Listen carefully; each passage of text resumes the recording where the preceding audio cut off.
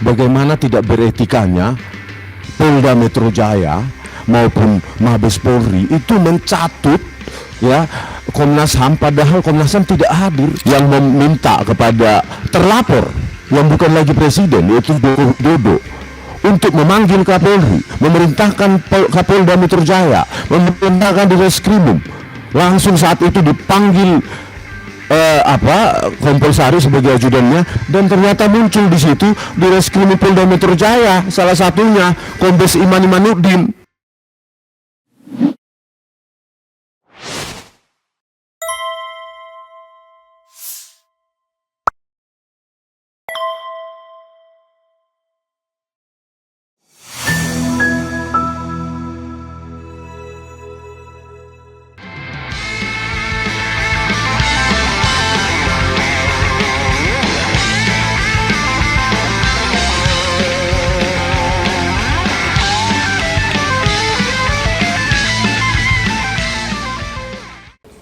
Mas Roy, silakan.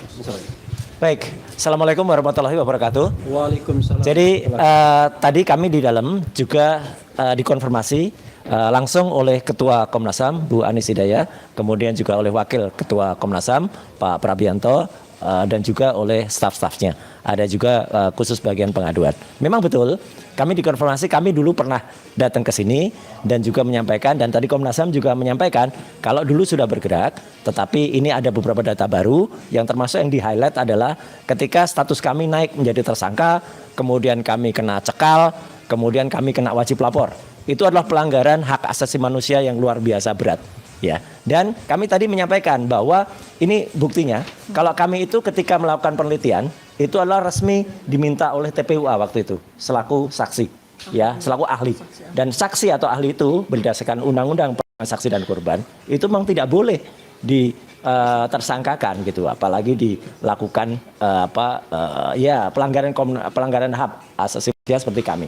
Dan kami berarti kesimpulannya tetap sama seperti tadi yang dilakukan Prof. Rafli, bahwa termasuk skripsi yang tidak diuji itu adalah temuan kemarin ketika sidang Citizen Lawsuit di Solo, ya, Profesor Bagas itu menyampaikan bahwa harusnya orang-orang yang lulus tahun 80-an itu ada memiliki 2 ijazah, sarjana muda dan sarjana, dan Jokowi itu tidak memiliki itu. Kemudian berkas-berkasnya semuanya harus rapi, ada ketikan, kemudian tidak boleh kemudian hanya tulis tangan dan lain sebagainya. Bahkan sekali lagi saya sampaikan bahwa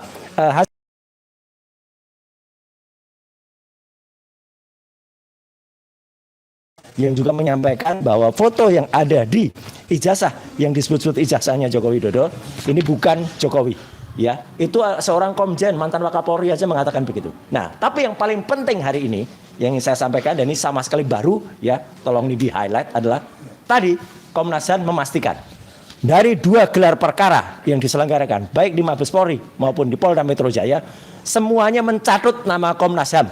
Sekali lagi saya ulangi, semuanya mencatut nama Komnas HAM. Komnas HAM tidak menyatakan atau tidak hadir, bahkan tidak setuju dengan keputusan itu.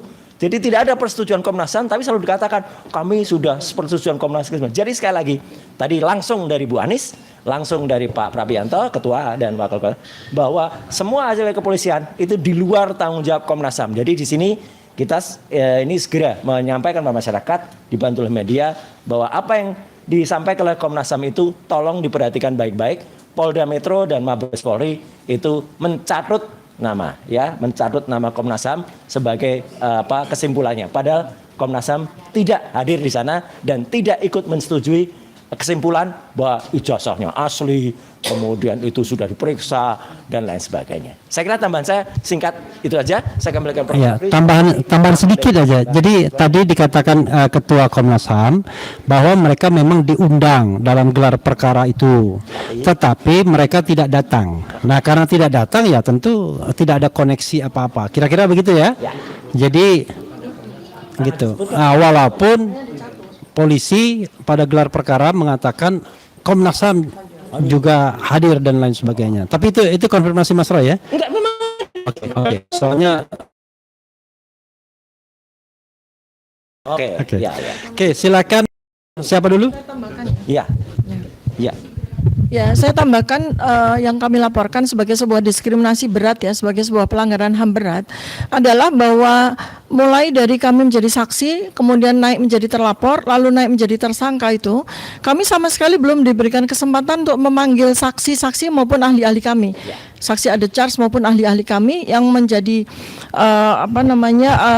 justifikasi bahwa kami memang betul-betul peneliti yang merupakan ekspertis ya di dalam bidang yang kami gunakan untuk melakukan penelitian terhadap ijazah dan dokumen-dokumen dari Joko Widodo, termasuk perilaku beliau yang capture pada video-video, narasi-narasi, pidato-pidato maupun foto-foto mulai dari tahun 2014 sampai tahun 2025 yang menjadi bahan dari penelitian kami.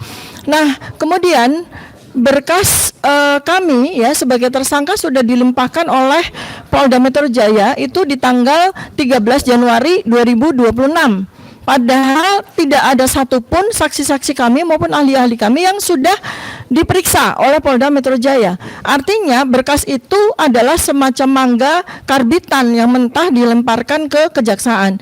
Dan yang anehnya lagi, pada saat berkas kami sudah dilimpahkan dari Polda ke kejaksaan, di tanggal 15 Januari Polda memberikan kepada kami surat pemanggilan saksi-saksi dan ahli-ahli kami.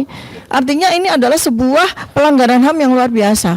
Nah, dan padahal kami mendapatkan data bahwa sepanjang 9 bulan sejak laporan polisi Joko Widodo dan para termul itu diproses oleh Polda Metro Jaya, sudah Polda Metro Jaya sini sudah mengatakan bahwa ada 22 ahli dan 127 saksi yang sudah diperiksa oleh Polda Metro Jaya, dan itu bukan dari pihak kami. Sementara kami tidak ada satupun saksi maupun tidak ada satupun ahli yang sudah diperiksa oleh mereka. Oleh karena itu maka ini sama sekali tidak fair, sama sekali tidak adil, dan tentu saja melanggar hak asasi manusia. Oleh karena itu pada kesempatan ini kami bertiga beserta semua penasihat hukum kami bicara kepada 280 juta rakyat Indonesia, dan mudah-mudahan sampai kepada Presiden Prabowo Subianto, juga sampai kepada Kapolri, juga sampai kepada Komite Reformasi Kepolisian ya, bahwa Polda Metro Jaya itu tidak menunaikan hak kami sebagai warga negara. Oleh karena itu maka kami minta agar kami diberikan kesempatan untuk menghadirkan semua saksi-saksi yang sudah kami siapkan maupun ahli-ahli yang sudah kami siapkan, dan proses ini tidak boleh dianulir, proses ini tidak boleh diganggu sampai selesai saksi-saksi kami dan ahli-ahli kami diberikan kesempatan untuk memberikan penjelasan. Terima kasih. Ya, Dr. Desmond. Penting. Ya. Terima kasih media. Tadi kami sangat kecewa ya menemukan fakta bahwa Polda Metro Jaya dan Mabes Polri ketika melakukan 2 gelar perkara khusus sengaja mencatut HAM, Komnas HAM ya, Komisi Nasional Hak Asasi Manusia, untuk melegitimasi bahwa apa yang mereka lakukan itu sesuai dengan nilai-nilai hak asasi manusia. Ini kami sayangkan bagaimana tidak beretikanya Polda Metro Jaya maupun Mabes Polri itu mencatut ya Komnas HAM, padahal Komnas HAM tidak hadir. Dan itu kami dapatkan informasi ini langsung dari Ibu Anis Hidayah sebagai Ketua Komnas HAM, baru saja beberapa menit yang lalu di dalam ruangan di dalam ya ruang pengaduan tadi ya. Nah, satu itu poin. Yang kedua adalah kami tadi menyampaikan bagaimana relasi kuasa ya sangat tercium bau ya. Relasi kuasa, bagaimana kita dengarkan cerita dari Bang Egy Sujana yang meminta kepada terlapor yang bukan lagi presiden, yaitu Joko Widodo, untuk memanggil Kapolri, memerintahkan Kapolda Metro Jaya, memerintahkan di Reskrimum. Langsung saat itu dipanggil Kompolsari sebagai ajudannya, dan ternyata muncul di situ di Reskrimum Polda Metro Jaya salah satunya Kombes Iman Imanuddin dan Ibtu Rosadi, dan itu terkonfirmasi baik oleh Damai Hari Lubis, baik oleh pengacara Egy Sujana, Eli Daneti, maupun baik oleh Egy Sujana lewat telepon saya dengar. Gitu loh, mereka bertiga hadir di situ. Ini kan sudah melanggar. Bagaimana orang yang memproses kami, menyidik kami, tiba-tiba ada di rumah Joko Widodo dan gampang diperintah-perintah. Yang ketiga yang kami sampaikan adalah kalau kemarin keluar keputusan Mahkamah Konstitusi untuk melindungi kerja-kerja jurnalistik wartawan dari kriminalisasi, dari penuntutan pidana. Terus bagaimana dengan nasib kami, peneliti? Kami sudah puluhan tahun meneliti. Sama harusnya hak kami seperti wartawan menuliskan buah pikiran kami dalam tulisan. Jangan salah, tulisan itu bisa mengubah dunia, bukan hanya Indonesia. Ya, tulisan itu bisa mengubah dunia. Ya, poin keempat. Rencananya minggu depan kami akan memberikan gratis 1000 buku Gibran Endgame Wapres tak lulus SMA. Ini adalah kerja pikiran, ya, tulisan. Ya. Oleh karena itu kepada DPR dan DPD 1000 masing-masing dapat 1 tiap anggota DPR, DPD maupun staf ahlinya minggu depan. Kalau bukunya sudah kami siapkan 1000, tinggal menunggu korespondensi dengan tim PH ya Bala RRT dengan pihak sekretariat DPR maupun DPD. Ya, terima kasih teman-teman atas kehadirannya. Terima kasih. Dikit aja ya, karena masih banyak pertanyaan. Kenapa pada saat gelar perkara khusus kemarin saya, Dr. Rismond dan Dr. Tifa bisa langsung menyatakan ijazah itu yang ditampilkan meskipun itu katanya asli, saya langsung mengatakan palsu. Ya, kenapa? Karena foto ini sangat jelas sekali. Foto ini tidak mencerminkan foto yang usianya 40 tahun. Nggak usah jauh-jauh. Di sini ada buktinya. Coba lihat fotonya Mbak Okta aja. Ya. Itu baru berapa tahun itu? Nah, ID-card-nya itu. Itu aja sudah. Itu kena ujian, Mas. Loh, saya ini kan juga hasil ini 40 tahun.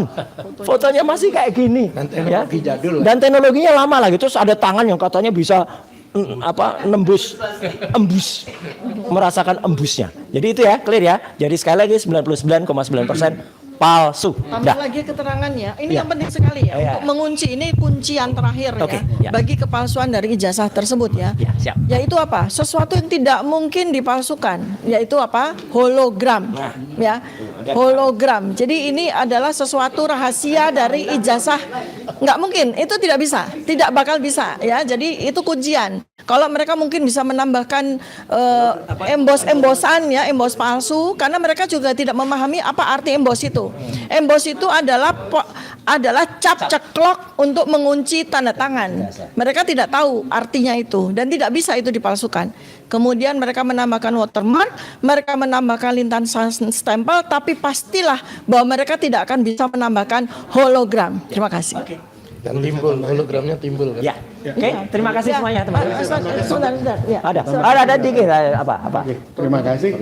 Pengacara nih, Pak Tony. Ya, perkara RRT sudah sampai di tahap di kejaksaan. Nah, kemudian sebagaimana kita ketahui,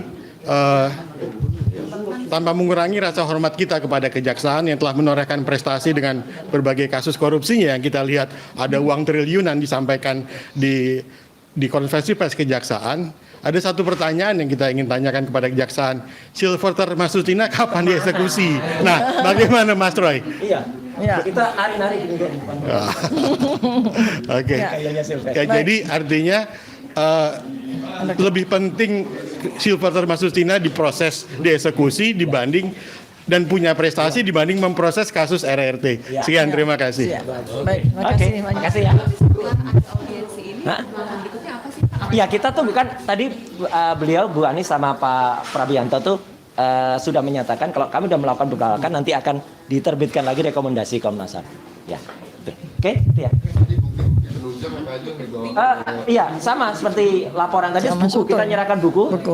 Jokowi White Paper, kemudian bukunya Bang Respon, Gibran Endgame itu juga disampaikan. Nanti buktinya nanti akan sampaikan Pak Refli secara tertulis, saya juga akan nambahkan. Karena dulu saya pernah menyampaikan presentasi tertulis kepada Pak Prabianto yang kesimpulannya tadi yang saya sampaikan bahwa ijazah itu adalah palsu karena skripsinya juga palsu. Jadi mention kami Komnas HAM itu adalah institusi taktis langsung di bawah presiden. Ya. Dan karena ini melibatkan perilaku dari mantan presiden ke-7 ya, presiden ke-7, maka seharusnya seyogyanya Presiden Prabowo Subianto kali ini juga concern, memberikan atensi kepada permasalahan anak bangsa ini. Terima kasih. Jadi yang dilaporkan ini spesifiknya ke Kapolda Metro Jaya atau Enggak ya, kasus ini, kasus pelanggaran hak asasi manusia terhadap kami. Itu. Ya. Oke. cukup? Cukup? Ya, baik. Kalau ini Terima bukan kasih. bukti ini ya, bukan ya, lain. Ini BPKB VW merah. Mau di-spill. Nanti ini lain waktu. Katanya punya ponakannya.